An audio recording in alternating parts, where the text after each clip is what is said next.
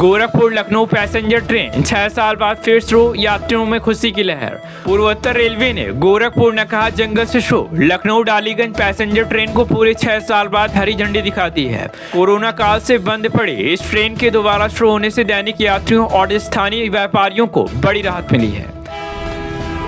तिहाड़ का उम्र कैदी पेरोल पर आया गांव, 6 लोगों की हत्या के आरोपी ने रचाया निकाह। मेरठ का रहने वाला एक कैदी जो पिछले 10 सालों से 6 लोगों की हत्या के मामले में तिहाड़ जेल में उम्र कैद काट रहा था, तो वहीं पेरोल पर अपने गांव पहुंचा। कड़ी पुलिस सुरक्षा के बीच उसने निकाह किया, जो पूरे इलाके में चर्चा का विषय बना हुआ है।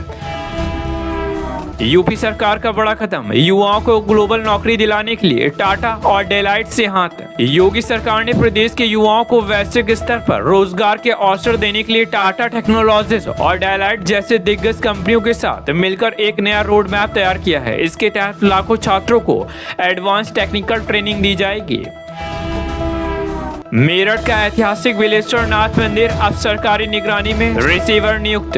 रामायण काल से जुड़े और मंदोदरी की आस्था के केंद्र मेरठ के बिलेश्वर नाथ मंदिर के प्रबंधन को लेकर चल रहा विवाद अब बड़ा रूप ले चुका है। कोर्ट के आदेश पर तहसीलदार को इस मंदिर का आधिकारिक रिसीवर नियुक्त किया गया है। ताजनगरी आगरा में गुजराती आम की भारी डिमांड, मिठास के आगे सब फेल। आगरा के फल बाजारों में इन दिनों गुजराती मैंगो धूम मचा रहा है। भीषण गर्मी के बावजूद इस खास आम की बिक्री रिकॉर्ड तोड़ रही है। स्थानीय लंगड़ा और चौसा के मुकाबले महंगे होने के बाद भी लोग इसकी मिठास के दीवाने हो रहे हैं।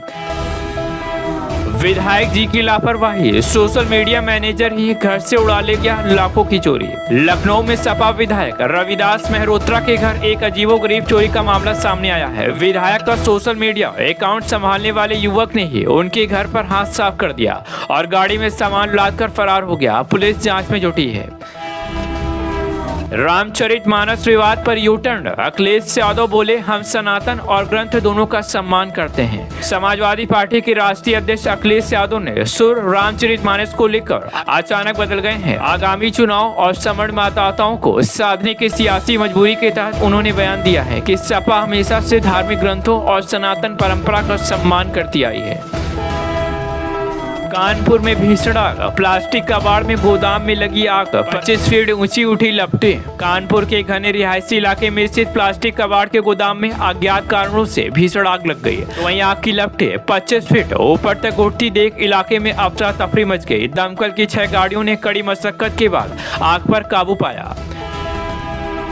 बिजली कटने पर नहीं रुकेगी नमो भारत ट्रेन, मजबूत बैकअप सिस्टम तैयार। राष्ट्रीय राजधानी क्षेत्र परिवहन निगम एनसीआरटीसी ने दावा किया है कि भीषण गर्मी में ग्रिड फेल होने या बिजली कटने पर भी नमो भारत रैपिड रेल की रफ्तार नहीं थमेगी। इसके लिए स्टेशनों और ट्रेनों में अत्याधुनिक पावर बैकअप सिस्टम इंस्टॉल किए गए हैं।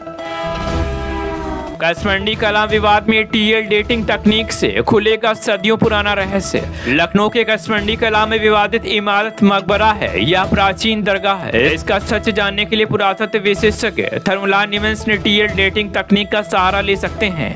वहीं विशेषज्ञों के अनुसार इस वैज्ञानिक विधि से पत्थरों और ईंटों की सटीक उम्र का पता चल जाएगा। यूपी की सूफी दरगाह पहुंची ईरानी दूत हकीम इलाही की विशेष दुआ। भारत और ईरान के मजबूत सांस्कृतिक संबंधों के बीच ईरानी दूत हकीम इलाही उत्तर प्रदेश के एक प्रसिद्ध सूफी दरगाह पहुंचे। उन्होंने चादर पोशी की और आतंकवाद व अशांति फैलाने वाले वैश्विक दुश्मनों के विनाश और अमन चैन के लिए विशेष प्रार्थना की। कानपुर में खूनी दबंगई, मामूली विवाद में 4 युवकों ने पिता पुत्र को उतारा मौत के घाट। कानपुर में कानून व्यवस्था को चुनौती देते हुए 19 साल से 24 साल के 4 दबंग लड़कों ने मामूली विवाद में एक हंसते खेलते परिवार को उजाड़ दिया। पिता और पुत्र की पीट कर हत्या कर दी गई। वहीं 100 गांव पहुंचते ही कोहराम मच गया। पुलिस ने आरोपियों को हिरासत में ले लिया है। लोहिया लॉ यूनिवर्सिटी में छात्रा से छेड़छाड़, आंतरिक जांच समिति गठित। लखनऊ के प्रतिष्ठित डॉक्टर राम मनोहर लोहिया राष्ट्रीय विधि विश्वविद्यालय RML NLU में एक छात्रा के साथ छेड़छाड़ का गंभीर मामला सामने आया है। कॉलेज प्रशासन ने मामले को गंभीरता से लेते हुए आंतरिक शिकायत समिति को जांच सौंप दी है। यूपी बोर्ड परीक्षाओं में चमके अटल आवासीय विद्यालय के निराश्रित बच्चे। मुख्यमंत्री योगी आदित्यनाथ की महत्वाकांक्षी योजना अटल आवासीय विद्यालय के अनाथ और निराश्रित बच्चों ने इस बार बोर्ड परीक्षाओं में शानदार प्रदर्शन कर परचम लहरा दिया है। सीएम ने इन बच्चों को बधाई देते हुए उनके उज्जवल भविष्य की कामना की। कानपुर में हाई वोल्टेज ड्रामा, ऑटो मरम्मत के पैसे मांगे तो पानी की टंकी पर चढ़ा युवक। कानपुर शहर में उस समय हड़कंप मच गया जब एक युवक ऑटो मरम्मत के पैसे न मिलने से नाराज होकर सीधे पानी की टंकी पर चढ़ गया। पुलिस और स्थानीय प्रशासन ने करीब 3 घंटे तक चले हाई वोल्टेज ड्रामे और काफी मिन्नतों के बाद युवक को सुरक्षित नीचे उतारा।